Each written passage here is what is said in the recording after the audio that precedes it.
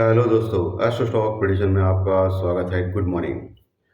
नक्षत्र ज्योतिष, कृष्णमूर्ति ज्योतिष, अष्टक वर्ग, न्यूमरोलॉजी, इन सभी शास्त्रों का यूज करके आने वाले दिन का प्रेडिक्शन मैं बोलने जा रहा हूँ। आने वाला दिन 15 सितंबर 2025 यानी सोमवार का दिन।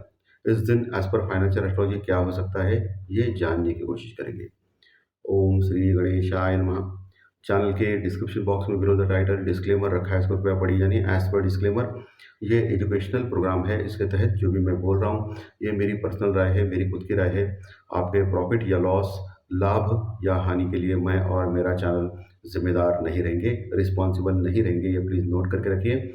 मेरा एस्ट्रो स्टॉक प्रेडिक्शन चैनल केवल और केवल सिर्फ और सिर्फ यूट्यूब पे ही अवेलेबल है, बाकी कहीं भी नहीं। ये भी नोट करके रखिए। और किसी भी इन्वेस्टमेंट या ट्रेडिंग के पहले शेयर मार्केट में आप किसी अच्छे फाइनेंशियल एडवाइजर से कंसल्ट कर सकते हो, एडवाइस ले सकते हो, ताकि आपको लॉस ना हो।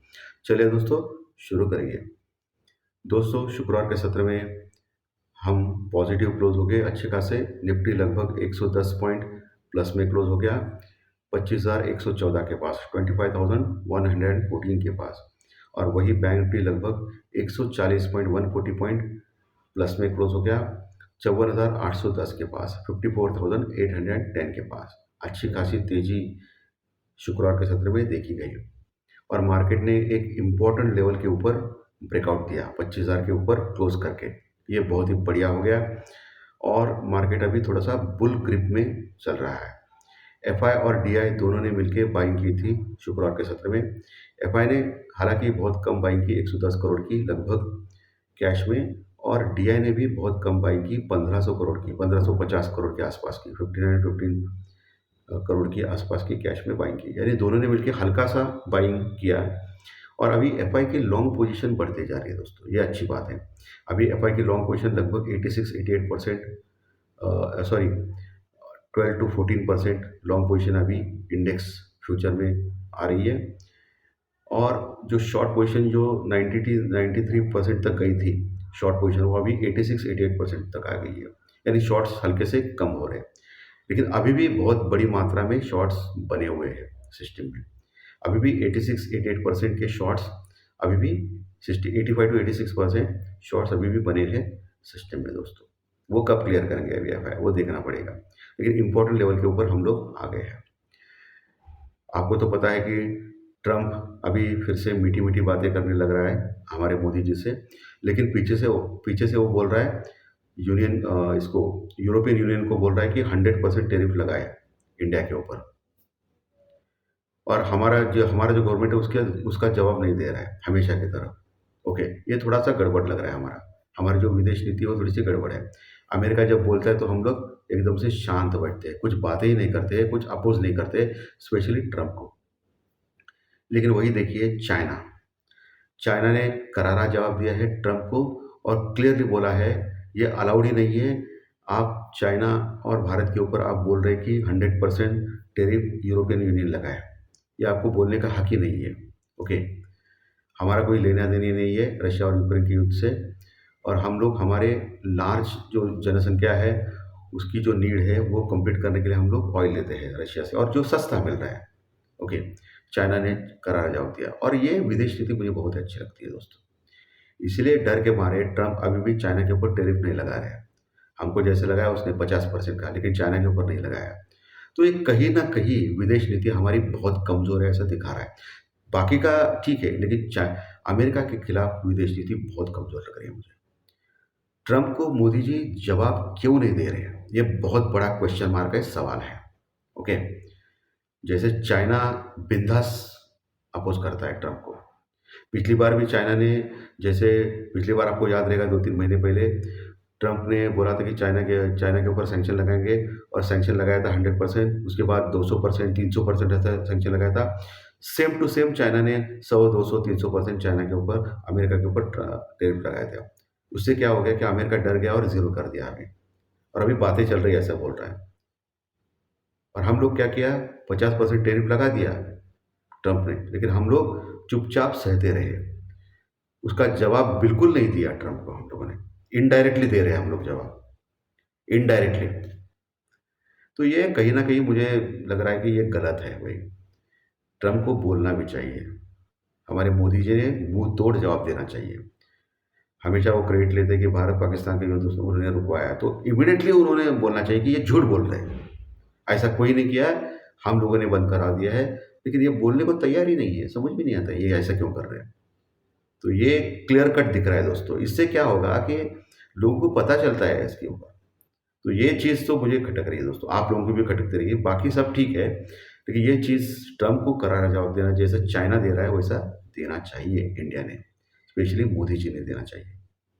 खैर चलिए, पॉलिटिक्स हमारा विषय तो नहीं है, लेकिन ये बात मुझे थोड़ा-सा आज ये लगा, आप आपसे वार्तालाप करें इस चीज़ की।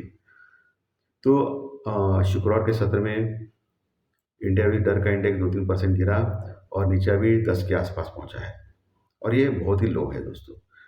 जनरली क्या होता है कि 10 के आसपास का जो इंडिया विक्स होता है, डर का इंडेक्स होता है, वहाँ से इंडिया विक्स बढ़ना चालू कर देता है। तो इस बार क्या होगा देखना पड़ेगा। तो मार्केट में थोड़ा-सा आपको सँभल के काम करना है, क्योंकि जो अगला हफ्ता है, सोमवार से शुक्रवार, स्पेशली 17 तारीख के आसपास, वहाँ फेड की बैठक बैठने वाली है अमेरिका में, फेड की, जहाँ रेट ऑफ इंटरेस्ट का डिसीजन लेगा फेड। और कहा ये जा रहा है कि 25 बेसिस पॉइंट यानी 25% रेट ऑफ इंटरेस्ट घटाएगा फेड, और जिसका पूरेपूर बेनिफिट लेगा आईटी का स्टॉक्स। आईटी के स्टॉक्स को ज़्यादा बेनिफिट मिलेगा इसका, और इसीलिए पिछले कई दिनों से लगभग आईटी के स्टॉक बढ़ रहे हैं।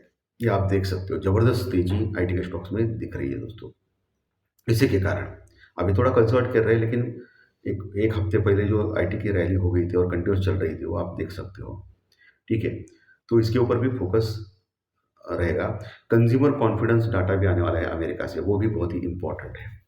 हालाँकि अमेरिका यानी अमेरिकन यूएस मार्केट शुक्रवार के सत्र में गिरा था, 270 पॉइंट, लगभग 270 पॉइंट माइनस में। फेड का जो मीटिंग है उसके पहले थोड़ा-सा प्रॉफिट बुकिंग हो गया था अमेरिकन मार्केट में। 270 पॉइंट, लगभग 273 पॉइंट लगभग माइनस में क्लोज़ हो गया था। तो इस चीज़ को आपको ध्यान में रखना है।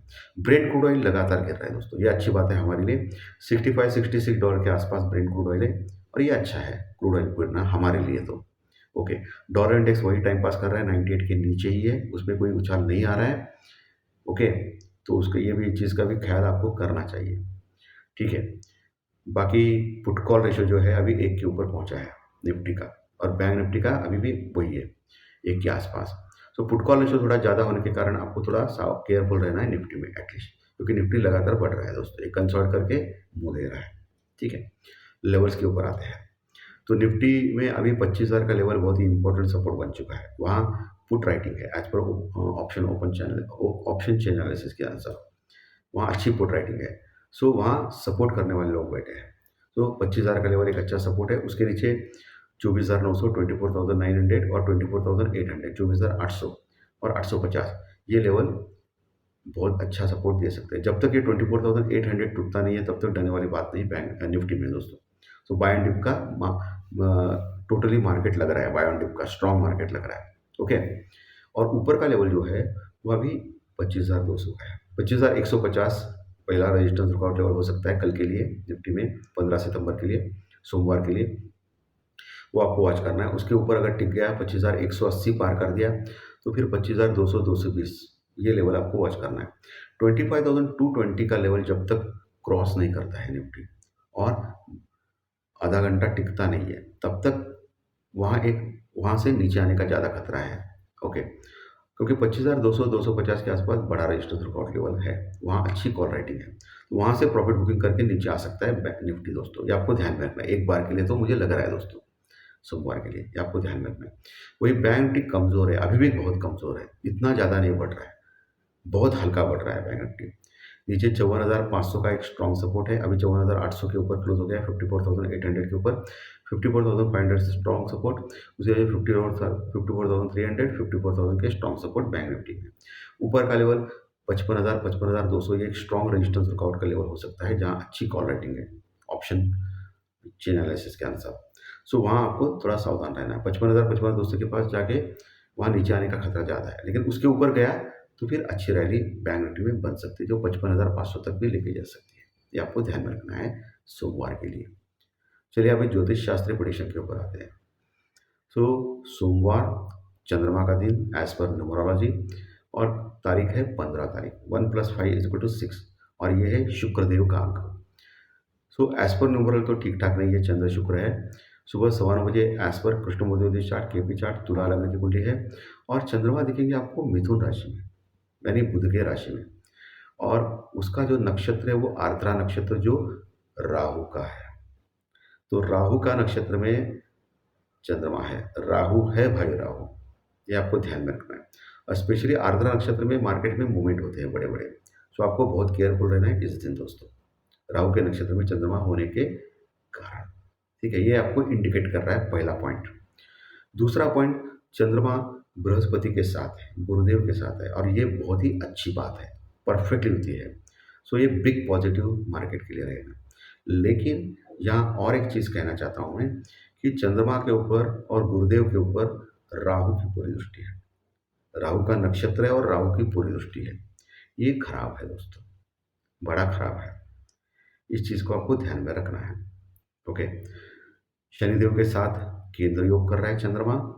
नक्षत्र सब लॉर्ड यानी उपनक्षत्र स्वामी एज पर केपी चार्ट, उसके योग नक्षत्र लॉर्ड और चंद्रमा के साथ देखने के बाद अष्टक वर्ग के पॉइंट कैलकुलेट करने के बाद मुझे लग रहा है कि ये दिन मार्केट में ज़्यादातर पॉजिटिविटी रहेगी, यानी तेजी भरा मार्केट रहेगा। लेकिन मुझे एक डाउट है थोड़े से, जो एज पर एस्ट्रोलॉजिकल पॉइंट और राहु की दृष्टि जो मैं देख रहा हूँ, उसके अनुसार मुझे लगा कि इंपॉर्टेंट रेजिस्टेंस एंड रुकआउट के लेवल के, जो मैंने अभी थोड़ी देर पहले डिस्कस किया, वहाँ से मार्केट नीचे आ सकता है प्रॉफिट बुकिंग के कारण। सो आपको बहुत ही केयरफुल रहना है उस टाइम पे। एस्ट्रोलॉजिकल टाइम जो है वो दोपहर का है दोस्तों, दोपहर के एस्ट्रोलॉजिकल टाइम है, तो वहाँ आपको बहुत ही केयरफुल रहना है मार्केट में। और न्यूज़ के ऊपर जो है वो अमेरिका के ऊपर थोड़ा सा ध्यान रखना है, क्योंकि अभी चाइना ने तो स्ट्रॉन्ग कमेंट दिया है अमेरिका के टैरिफ के ऊपर, जो अमेरिका इंसिस्ट कर रहा है, हालांकि ट्रम्प इंसिस्ट कर रहा है यूरोपियन यूनियन को कि भारत और चाइना के ऊपर टैरिफ लगाए। लेकिन देखिए यहाँ चाइना भारत को भी सपोर्ट कर रहा है। ओके, हालांकि चाइना के ऊपर हम लोग विश्वास नहीं रख सकते, वो अलग बात है, लेकिन यहाँ चाइना ग्लोबल लीडरशिप कर रहा है एशियन कंट्रीज़ का, और ये हमको करना चाहिए एक्चुअली। वो इंडिया और चाइना के ऊपर जो बोल रहा है कि 100% टैरिफ लगाए है ट्रम्प, क्योंकि वो रशिया से ज़्यादा तेल लेते हैं, इसका अपोज कर रहा है चाइना, स्ट्रॉन्ग कमेंट दे रहा है, लेकिन इंडिया ऐसा नहीं बोल पा रहा है। ये वक्त था कि इंडिया को आगे आना था, और हम लोग ग्लोबल की एक बहुत बड़ी एशिया की बहुत बड़ी शक्ति है, तो ट्रम्प को जवाब देना चाहिए था, लेकिन नहीं, इस बार भी गलत, और चाइना ने जवाब दिया है। तो ये समझ में नहीं आता है कि हम लोग ट्रम्प को उल्टा जवाब क्यों नहीं दे रहे। उसमें दो कारण हो सकते हैं, एक तो हम लोग ट्रम्प यानी अमेरिका से डरते हैं, दूसरा चीज़ और एक है कि जो ट्रम्प ने जो बोला है कि उन्होंने युद्ध रुकवाया है, वो सही भी हो सकता है, हम लोग झूठ बोल रहे हैं, ऐसा भी हो सकता है। लेकिन मुझे दूसरा नहीं लग रहा है, क्योंकि मुझे नहीं लगता कि हमारे प्राइम मिनिस्टर इतना झूठ बोलेंगे। मुझे नहीं, पर्सनली मुझे लगता है, मैं गलत भी हो सकता हूँ। मुझे लगता है कि मोदी जी करेक्ट बोल रहे हैं कि ट्रम्प का कोई फ़ोन नहीं आया था, और ट्रम्प ने कोई युद्ध रुकवाया नहीं था। ये सही बोल रहे हैं, ऐसा मुझे लग रहा है, पर्सनली फ़ील हो रहा है। तो एक दूसरा जो रीज़न है कि हम लोग डर रहे हैं अमेरिका, स्पेशली ट्रम्प से। क्यों डर रहे हैं? क्योंकि हमारा जो एक्सपोर्ट है, यानी वहाँ अमेरिका का इम्पोर्ट हमारे से आता है, वो बड़ा है चाइना से, और हम लोग लार्जली ज़्यादा डिपेंड है अमेरिका से। और अमेरिका ने, ट्रम्प ने गुस्सा होकर ज़्यादा टैरिफ लगाया दिया, तो हम लोग लॉस में जा सकते हैं। और हमारा निगोशिएशन चल रहा है अमेरिका से, जैसे कि अभी ट्रम्प ने बीच में बोला था कि निगोशिएशन चल रहा है इंडिया और अमेरिका का ट्रेड डील के ऊपर। और चाइना जैसा एक नंबर एनिमी है, शत्रु है अमेरिका का, वैसा हम लोग नहीं है। हम लोग मीडियम है, अलिप्तवादी देश, और ये अलिप्तवादी देश ये बहुत ही बड़ा बकवास है। एक तो इधर जाओ नहीं तो उधर जाओ, लेकिन बीच में अगर जो रहता है उसको कोई सपोर्ट नहीं करता है। खैर छोड़िए, सो हम लोग अलिप्तवादी है। सो इसी कारण मुझे लगता है कि भारत ने ये जवाब देना मैं सही नहीं समझा। जवाब नहीं दिया, लेकिन यूरोपियन यूनियन से वो बात कर रहा है इंडिया, और वो पॉजिटिव हो सकता है। ओके, सो मुझे लगता है कि मोदी जी करेक्ट कर रहे हैं, जो भी कर रहे हैं करेक्ट कर रहे हैं, लेकिन मन में दूसरा एक आता है कि करारा जवाब कब देंगे हम लोग ट्रम्प को, जैसे चाइना दे रहा है। खैर चलिए, पॉलिटिक्स हमारा विषय नहीं है, लेकिन जो भी हो रहा है वो हमारे हित में हो, ऐसा ही मुझे लगता है। ठीक है, सो ये चीज़ आपको फोकस करनी है अगले हफ्ते दोस्तों। और सबसे फेड की मीटिंग है, इसको भी आपको इग्नोर नहीं करना है। तो मार्केट में proper stop loss, proper hedging, कम से कम लॉट में काम करना, अपना कैपिटल का ख्याल रखना, ये चीज़ें आपको आनी चाहिए। नहीं तो आप ट्रेड नहीं कर पाएँगे। सिर्फ़ जुआबाजी, सट्टेबाजी से सिर्फ़ कॉल लेना या सिर्फ़ पुट लेना without stop loss, without hedging, ये कैसा चलेगा? कभी नहीं चलेगा। आपका पैसा आपको सेफगार्ड करने के लिए हेजिंग करना ही पड़ेगा, ओके? नहीं तो कुछ फ़ायदा नहीं उसका। एकदम से बैठ के एकदम ऊपर ही जाएगा, नीचे ही जाएगा, ऐसा नहीं। और अभी मार्केट क्या कर रहा है, साइडवेज चल रहा है, टाइम पास चल रहा है और टाइम पास करके ऑप्शंस के प्रीमियम घटाए जा रहे हैं। देखिए आप ऑप्शंस के प्रीमियम कितने घट गए ऑलरेडी, बराबर है ना?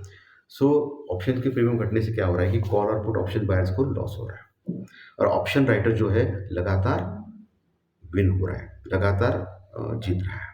सो ऑप्शन बायर स्पेशली बहुत ही केयरफुल काम करें। ज़्यादा ट्रेडिंग करके कुछ फ़ायदा नहीं है, उससे ज़्यादा लॉस होता है। एक ही ट्रेडिंग करें लेकिन बहुत दूर का एक्सपायरी लेके बैठिए, ओके? वो भी विदाउट विथ स्टॉप लॉस या विथ हेजिंग करें, नहीं तो कुछ फ़ायदा नहीं है। मैं क्लियरली बोल रहा हूँ, ऐसे मार्केट में कुछ फ़ायदा नहीं होता है। चलिए भई, चलेंगे चंद्र राशि के अनुसार। चंद्र राशि के अनुसार आपका कल का दिन कैसा जा सकता है, इसके बारे में डिस्कस करेंगे। मेष राशि को खराब जा सकता है, वृषभ मिथुन को अच्छा जा सकता है, कर्क सिंह को खराब जा सकता है, कर्क को खराब जा सकता है, सिंह को अच्छा जा सकता है, कन्या को भी अच्छा जा सकता है, तुला को अच्छा जा सकता है, वृश्चिक को खराब जा सकता है, धनु को खराब जा सकता है, मकर कुंभ को अच्छा जा सकता है और मीन राशि को खराब जा सकता है। ये मैक्सिमम 80% तो सही मानिए, क्योंकि आपकी खुद की जन्म कुंडली इंपॉर्टेंट होती है। चलिए अभी अंक शास्त्र यानी न्यूमरोलॉजी यानी संख्या शास्त्र यानी आपकी डेट ऑफ बर्थ, आपकी जन्म तारीख के अनुसार आपका कल का दिन कैसा जा सकता है, इसके बारे में डिस्कस करें। दोस्तों, जिनकी डेट ऑफ बर्थ 1 तारीख, 10 तारीख, 19 तारीख है या 28 तारीख है, उनको खराब जा सकता है। 2, 11, 20, 29 डेट वालों को भी खराब जा सकता है। 3, 12, 21, 30 डेट वालों को भी खराब जा सकता है। 4, 13, 22, 31 ये डेट ऑफ बर्थ वालों को अच्छा जा सकता है। जिनकी डेट ऑफ बर्थ 5 तारीख, 14 तारीख या 23 तारीख है, उनको अच्छा जा सकता है। 6, 15, 24 डेट वालों को भी अच्छा जा सकता है। 7, 16, 25 डेट वालों को अच्छा जा सकता है। 8, 17, 26 डेट वालों को अच्छा जा सकता है। 9, 18, 27 जिनकी डेट ऑफ बर्थ है, उनको खराब जा सकता है। अच्छे रिजल्ट के लिए चंद्र राशि के रिजल्ट्स और डेट ऑफ बर्थ रिजल्ट एक साथ लेके दोनों अच्छे तो अच्छा, दोनों खराब हो तो खराब, एक अच्छा खराब हो तो मिक्स जा सकता है, जाने वाला, इसकी कोई भी गारंटी इस चैनल के ऊपर नहीं मिलती है। तो दोस्तों धन्यवाद। आज का विषय अच्छा लगा तो लाइक दबाइए, कमेंट बॉक्स में कमेंट लिखिए और जो नए दर्शक पहली बार चैनल देख रहे हैं वो सब्सक्राइब का बटन जरूर दबाएं ताकि आपको आने वाली सभी वीडियो इसी चैनल के ऊपर सिर्फ और सिर्फ यूट्यूब के ऊपर जरूर देखने को मिले। धन्यवाद, फिर मिलेंगे।